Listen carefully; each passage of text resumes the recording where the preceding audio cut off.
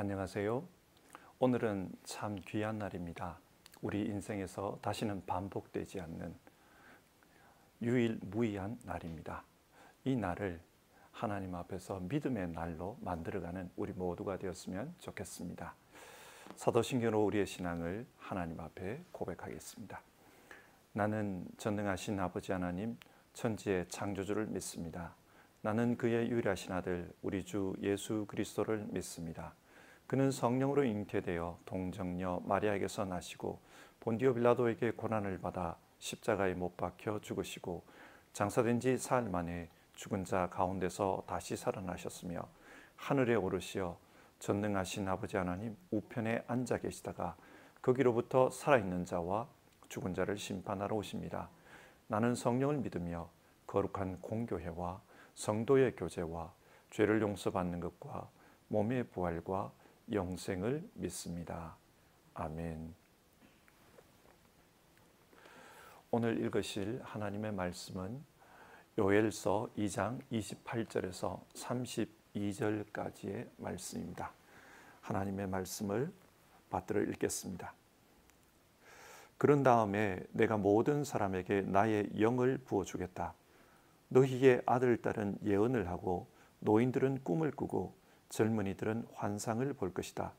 그때가 되면 종들에게까지도 남녀를 가리지 않고 나의 영을 부어주겠다. 그날에 내가 하늘과 땅의 징조를 나타내겠다. 피와 불과 연기 구름이 나타나고 해가 어두워지고 달이 핏빛같이 붉어질 것이다. 끔찍스럽고 크나큰 주의 날이 오기 전에 그런 일이 먼저 일어날 것이다. 그러나 주님의 이름을 불러 구원을 호소하는 사람은 다 구원을 받을 것이다. 시온산 곧 예루살렘 안에는 피하여 살아남는 사람이 있을 것이라고 주님께서 부르신 사람이 살아남아 있을 것이라고 주님께서 말씀하셨다. 아멘. 요엘서는 참 짧은 예언서입니다. 그러나 여기에 중요한 말씀이 기록되어 있습니다. 어떤 말씀입니까? 하나님께서 마지막 때에 자신의 영을 부어주겠다는 약속의 말씀입니다. 이 말씀은 오순절 성령 강림 사건과 연관이 있습니다. 그래서 신약 성경에서 이 말씀이 아주 자주 언급되고 있습니다.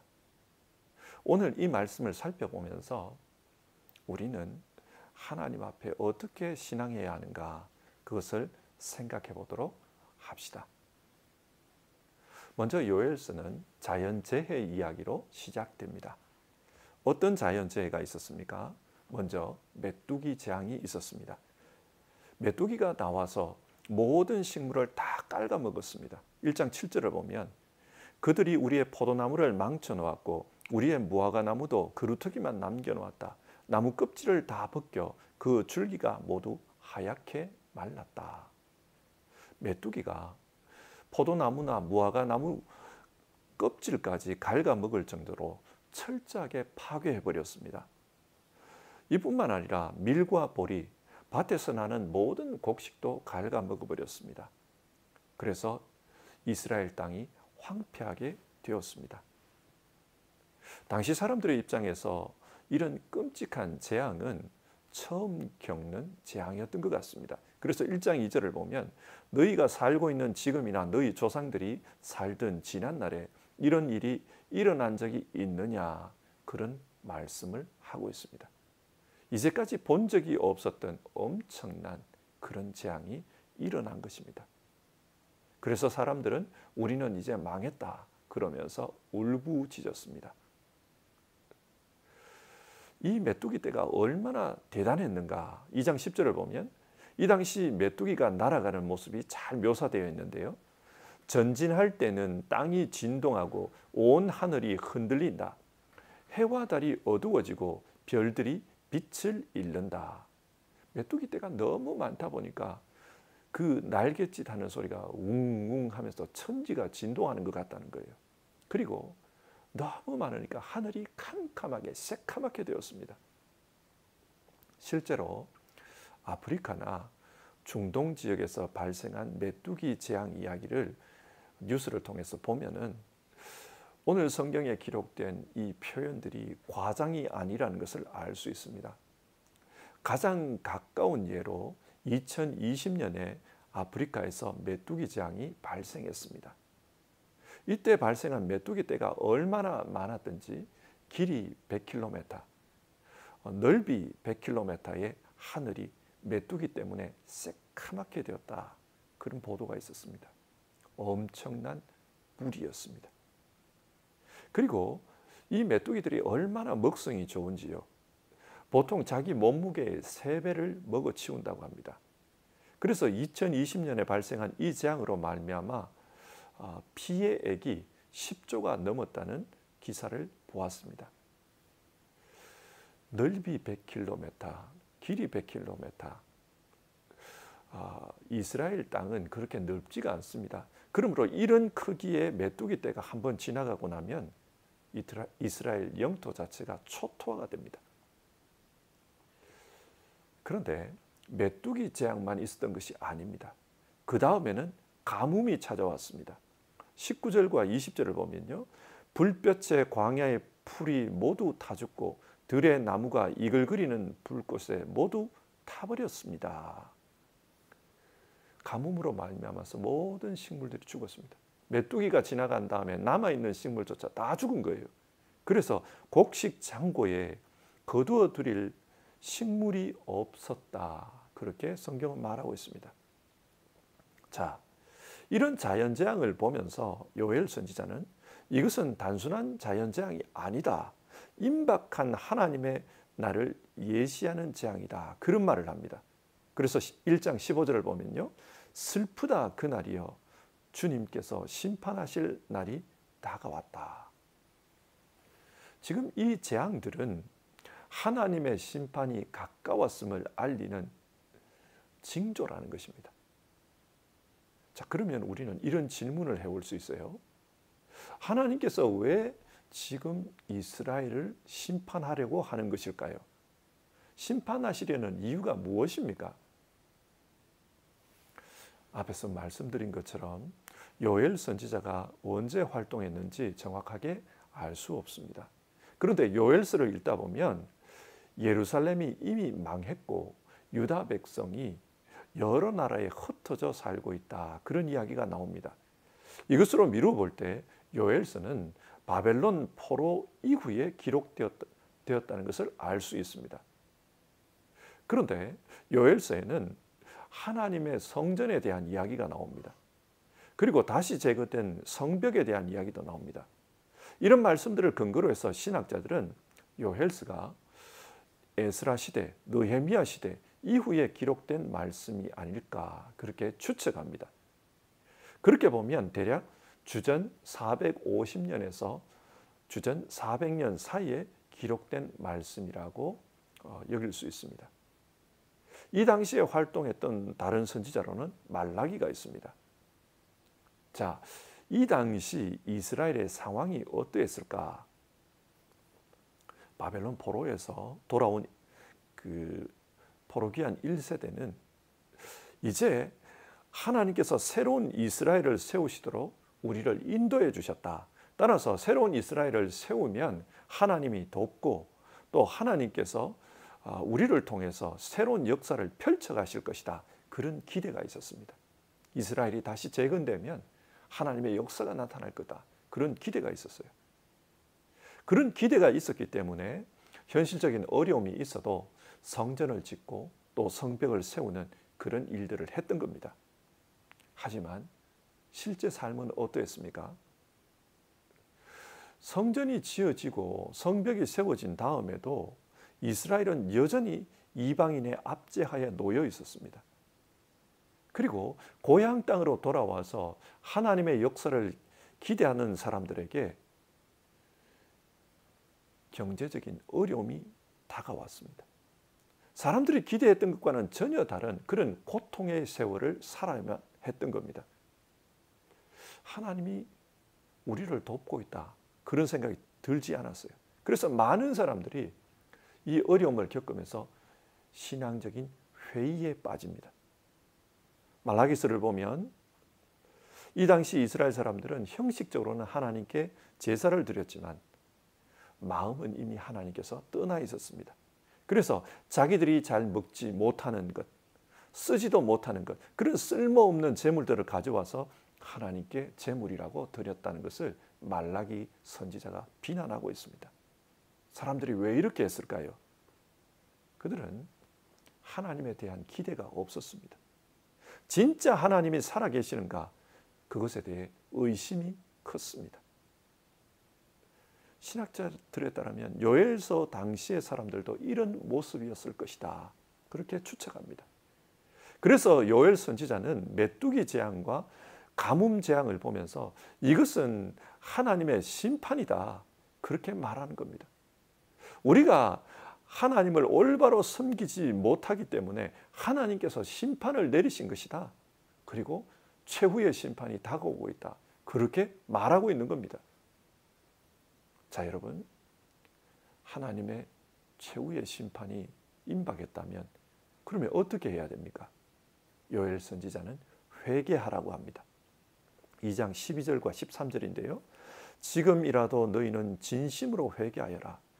금식하고 통곡하고 슬퍼하면서 나에게로 돌아오너라. 옷을 찢지 말고 마음을 찢어라. 하나님의 심판이 임박했다면 살 수 있는 방법은 회개하는 것밖에 없다는 것입니다. 회개라는 말은 히브리어로 슈브입니다. 이 말은 돌아가다, 그런 뜻입니다. 하나님께로 돌아가는 것만이 살 길이라는 뜻입니다. 우리는 회개를 생각하면 금식하고 통곡하고 슬퍼하는 것을 떠올립니다. 그런데 요엘 선지자는 그런 형식적인 회개가 아니라 마음이 하나님께 돌아가야 된다는 거예요. 그래서 마음을 찢으라고 합니다. 옷이 아니라 마음을 찢으라. 중요한 것은 그 마음이 하나님께로 돌아가는 것이므로 지금까지 하나님을 부인하고 살았던 삶, 하나님을 의심하고 살았던 그 마음을 찢으라는 겁니다. 그런 의심의 마음, 부정적인 마음, 그 마음을 찢는 것이 참된 회개다, 그렇게 말합니다. 그러면서 요엘 선지자는 이런 이야기도 해요. 우리가 이렇게 참된 회개를 하면 어떤 결과가 있을까?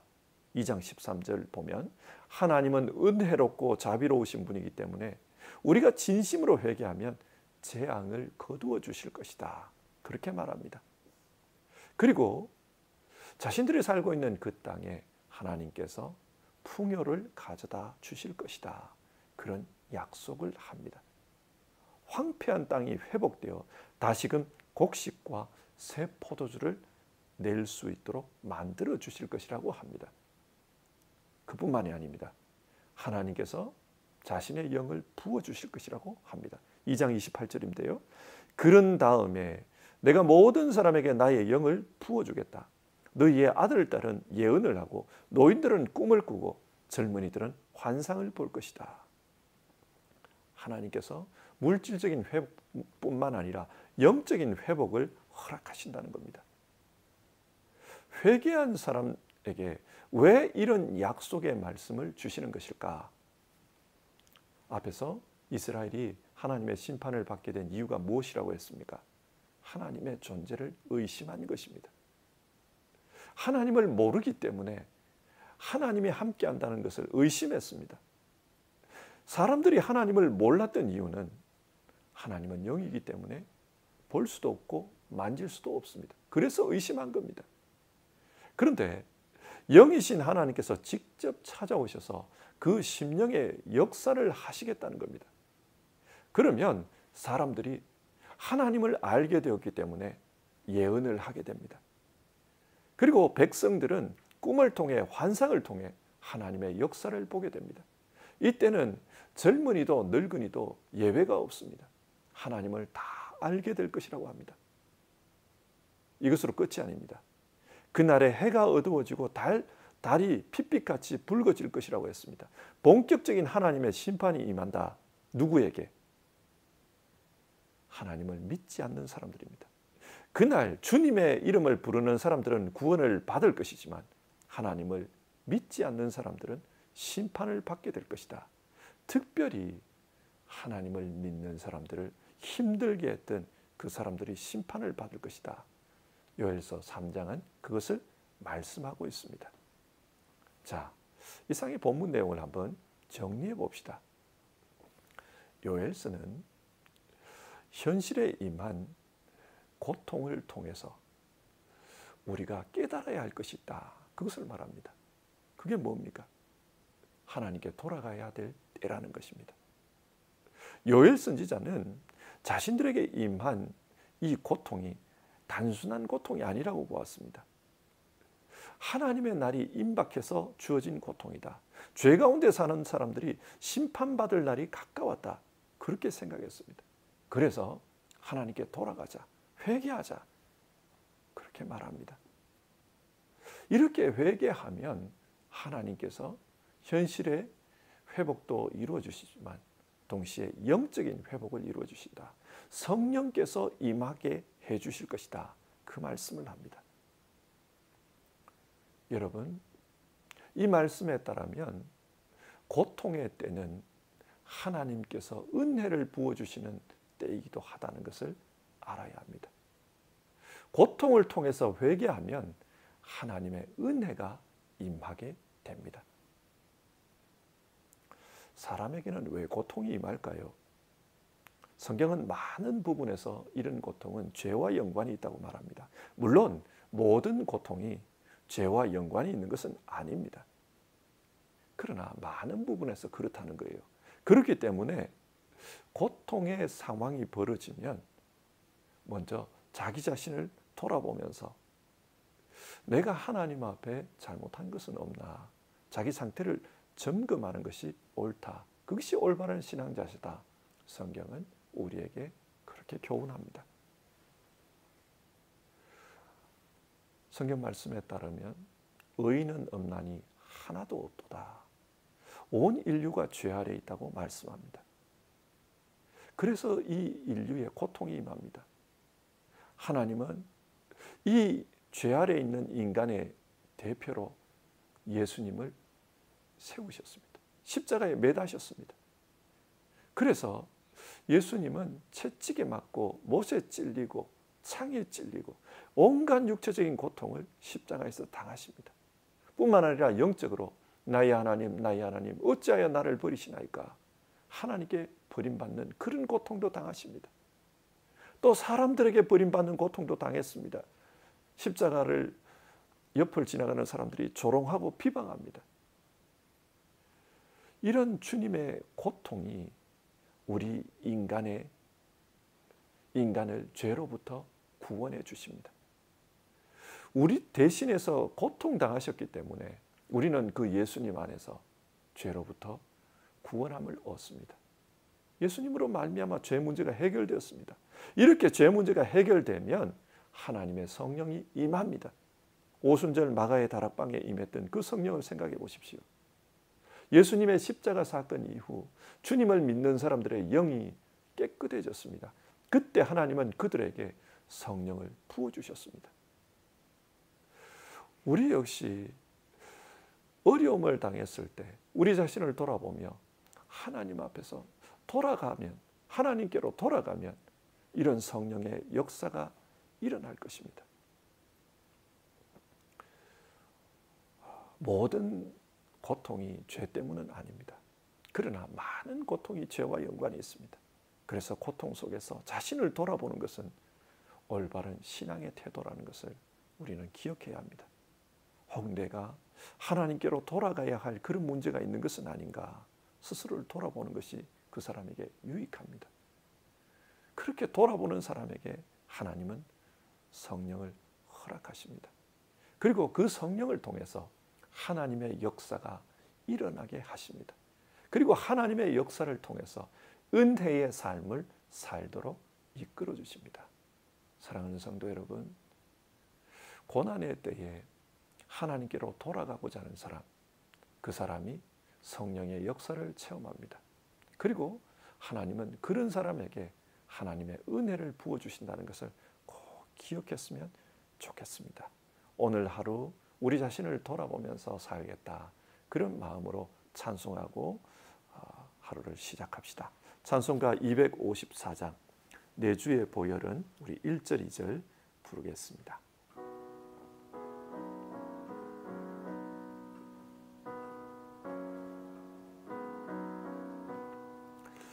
내 주의 보혈은 정하고 정하다 내 죄를 정케 하신 주 날 오라 하신다 내가 주께로 지금 가오니 십자가의 보혈로 날 씻어 주소서 약하고 추해도 주께로 나가면 힘 주시고 내 추함을 곧 씻어 주시네 내가 주께로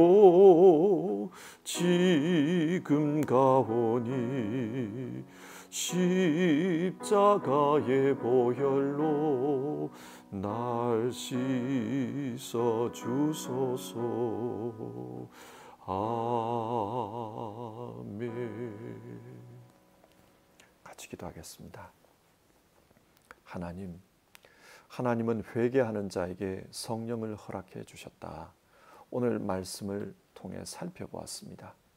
하나님은 이스라엘이 회개하도록 그 시대에 어려움을 주셨습니다. 이스라엘은 그 어려움을 통해서 하나님께로 돌아가자 그런 회개의 역사를 요엘 선지자로부터 말씀을 들었고 그렇게 회개했습니다. 하나님께로 돌아가면 하나님께서 자신의 영을 부어주실 것이다. 문제를 해결해 주실 것이다. 그렇게 약속해 주셨습니다. 하나님, 우리도 어려움을 만날 때 우리 자신을 돌아보고 내가 하나님께로 돌아가야 될 문제가 있는 것은 아닌가 자신을 살펴볼 수 있게 도와주시옵소서. 그리고 하나님께로 돌아감으로 말미암아 성령의 역사를 경험하고 성령께서 주시는 그런 은혜들을 경험하는 우리 모두 되게 하옵소서. 하나님, 우리 시대에도 요엘서 시대처럼 자연재해가 참 많습니다. 홍수가 나고 태풍이 오고 가뭄이 들고 여러 자연재해들이 있습니다. 이런 재해를 보면서 우리 인류가 너무 이기적으로 산 것은 아닌가, 하나님을 부인하고 하나님을 떠나 산 것은 아닌가 돌아보고 회개할 수 있는 기회가 되게 하옵소서. 그리고 하나님의 영의 역사를 경험하는 그런 기회가 되게 하여 주시옵소서. 우리 시대가 성령의 역사가 일어나는 그런 때가 되었으면 좋겠습니다. 주님, 우리를 도와주시옵소서. 예수님의 이름으로 기도드립니다. 아멘. 오늘 하루도 복된 하루 되시기를 바랍니다. 그리고 주님의 말씀처럼 우리 자신을 돌아보는 가운데 성령께서 주시는 그런 은혜들을 모두가 체험했으면 좋겠습니다. 주기도문으로 오늘 아침 예배를 마치겠습니다. 하늘에 계신 우리 아버지, 아버지의 이름을 거룩하게 하시며 아버지의 나라가 오게 하시며 아버지의 뜻이 하늘에서와 같이 땅에서도 이루어지게 하소서. 오늘 우리에게 일용할 양식을 주시고 우리가 우리에게 잘못한 사람을 용서하여 준 것 같이 우리 죄를 용서하여 주시고 우리를 시험에 빠지지 않게 하시고 악에서 구하소서. 나라와 권능과 영광이 영원히 아버지의 것입니다. 아멘.